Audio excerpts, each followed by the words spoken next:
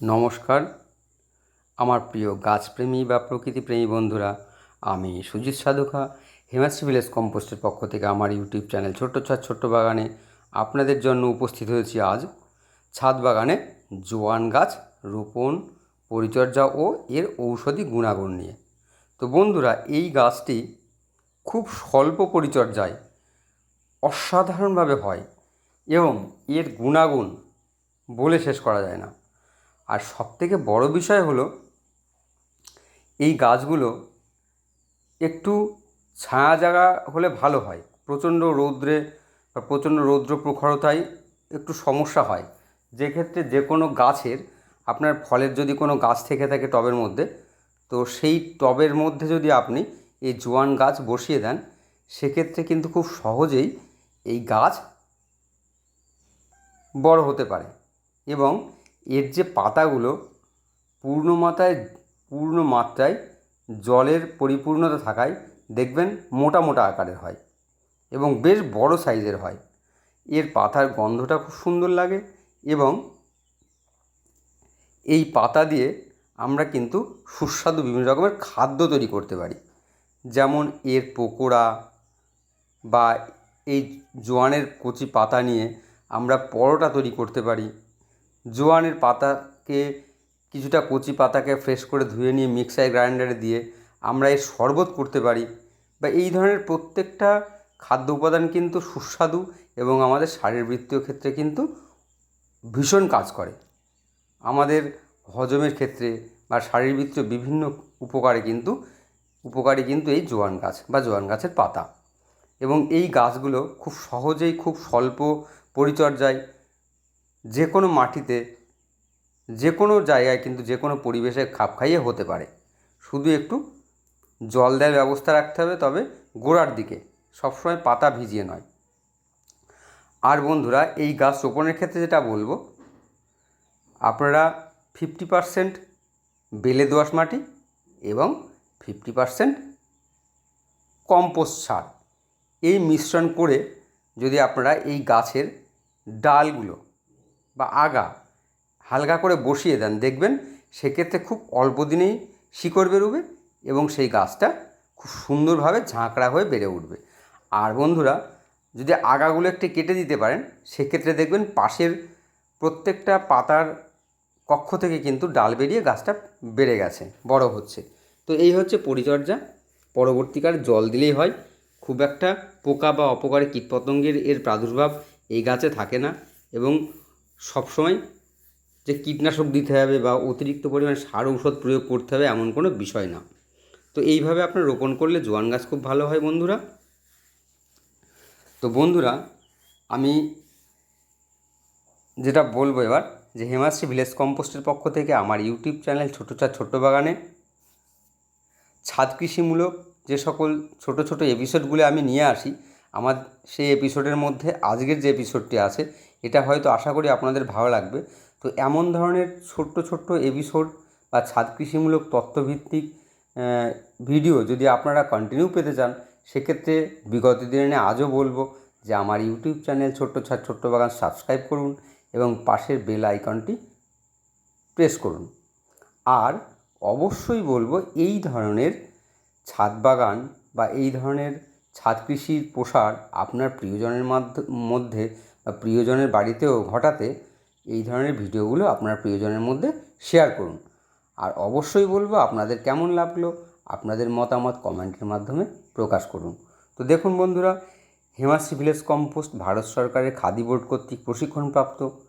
এখানে ভারত সরকারের বা আমাদের রাজ্য সরকারের বিভিন্ন রকম কৃষি প্রশিক্ষণ কেন্দ্র থেকে কিন্তু হিমাশ্রী ভিলেজ কম্পোস্ট প্রশিক্ষণ নিয়ে এবং বিভিন্ন রকম উন্নত মানের প্রযুক্তি ব্যবহার করে গ্রাম্য পরিবেশ থেকে বিভিন্ন রকম কাঁচামাল সংগ্রহ করে জৈব সার, তরল জৈব সার, জৈব ভিটামিন, জৈব কীটনাশক, জৈব ক্যালসিয়াম এই ধরনের জৈব কৃষিজ উপকরণ কিন্তু প্রস্তুত করে এবং সেগুলোকে কিন্তু বাজারজাতকরণ করে খুব স্বল্প মূল্যে, যা ছাদ কৃষি নয়, বিস্তীর্ণ কৃষি জমির ক্ষেতেও কিন্তু অসাধারণ সাফল্য এনে দিচ্ছে। তো দেখুন বন্ধুরা, গোড়ার দিকটা দেখুন, গোড়ার দিক থেকে গাছগুলো একদম সুন্দরভাবে সুরল শাখা নিয়ে বিস্তীর্ণভাবে এরিয়া জুড়ে হচ্ছে, গাছগুলো বেড়ে চলেছে। এবং আমিও দেখুন এই যে শুকনো যে পাতাগুলো, এই পাতাগুলোকে ভেঙে গাছটাকে পরিষ্কার পরিচ্ছন্ন রাখার চেষ্টা করি। আপনাদেরকে বলবো, শুকিয়ে যাওয়া বা আধা শুকনো বয়সের যে পাতাগুলো, সেই পাতাগুলোকে অবশ্যই প্রত্যেকটা গাছ পরিচর্যার ক্ষেত্রেই বলি এইগুলোকে সরিয়ে ফেলবেন, তাহলে কিন্তু গাছ ফাঙ্গাস আক্রান্ত হবে না। আর সব ক্ষেত্রে যদি একটু বিকালের দিকে মাঝে মাঝে গাছের পাতায় জলের ধারানি দিয়ে স্প্রে করে ধুয়ে দেন, সেক্ষেত্রে কিন্তু গাছের পাতা অপকারী কীটপতঙ্গ থেকে রেহাই করা সহজ হবে। আর আমরা যেহেতু এগুলো আমাদের ঘরোয়া ক্ষেত্রে আমরা ব্যবহার করব, আমরা জোয়ানের শরবত করি পাতার, আমরা পকোড়া করি, বা আমরা জোয়ানের পাতা দিয়ে আমরা পরোটা তৈরি করি, যাই করি না কেন, পাতাগুলোকে, কচি পাতাগুলোকে ভালো করে ফ্রেশ করে ধুয়ে নিয়ে তারপরে করবে। এবং স্যালাড হিসাবেও কিন্তু আমরা এই পাতা ব্যবহার করতে পারি। তো দেখুন অনেক উপকারে আসে এবং দেখতেও খুব সুন্দর লাগে গাছগুলোকে। একটা টবের মধ্যে যদি আপনি লাগান, দেখবেন অনেকটা জায়গা জুড়ে কিন্তু গাছটা প্রসারিত হয়। আর বন্ধুরা, এই জোয়ান গাছ রোপণের একটা তথ্য আপনাদেরকে এখন দেবো, যে কিভাবে কোন পদ্ধতিতে গাছ রোপণ করবেন। এবং এই জোয়ান গাছ বন্ধুরা, জোয়ান গাছে ফেব্রুয়ারি মাসের দিকে বন্ধুরা ফুল আসে। তো ফুল আসলে পরে অন্য অন্য গাছের ক্ষেত্রে যেমন আমরা বিভিন্ন রকম ওষুধপত্র বা অনুখাদ্য এই ধরনের বিভিন্ন জিনিস প্রয়োগ করি, এর ক্ষেত্রে অতটা প্রয়োগ না করলেও চলে। একটু কেয়ার রাখবেন, একটু জলটা অন্ততপক্ষে দেওয়ার চেষ্টা করবেন। আর যদি পারেন, খাদ্য হিসাবে আমি যেটা প্রয়োগ করি, প্রথমে আমি জৈব সার এবং মাটির মিশ্রণ করে চারা রোপণ করেছিলাম, এবং পরবর্তীতে মাঝে মাঝে নিম আপনার সরিষার খোল পচা জলের ঘোল হালকা করে প্রয়োগ করি।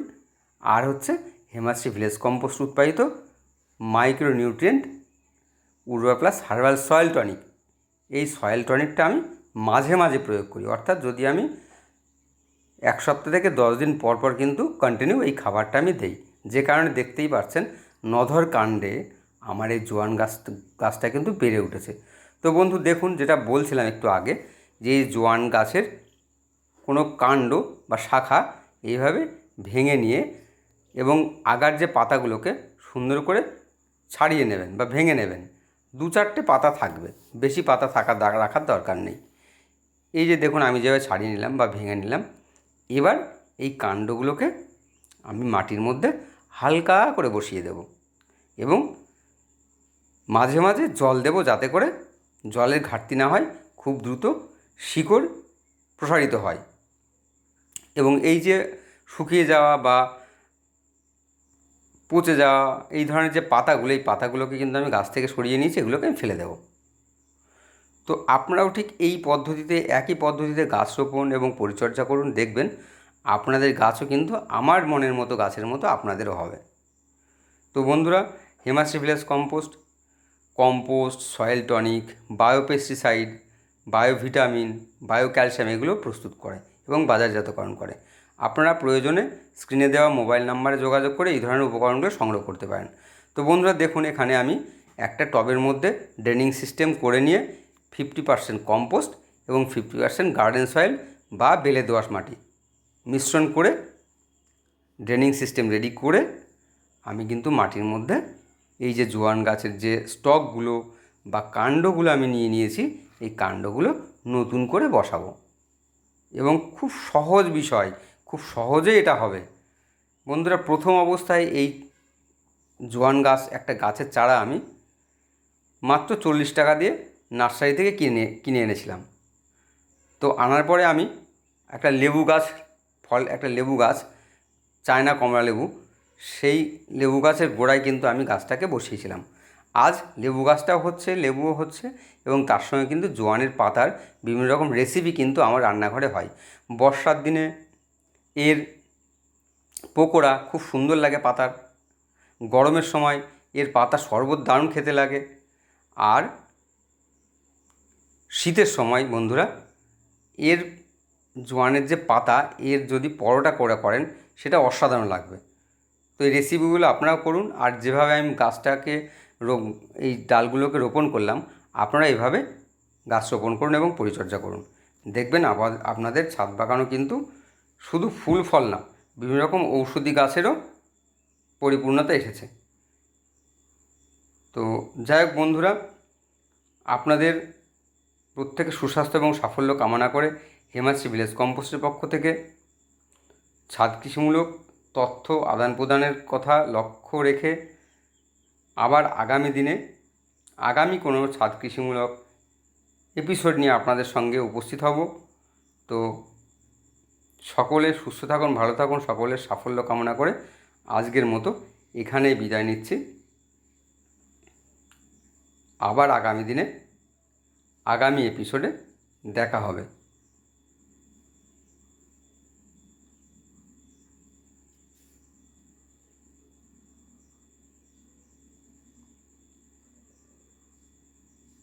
ধন্যবাদ বন্ধুরা।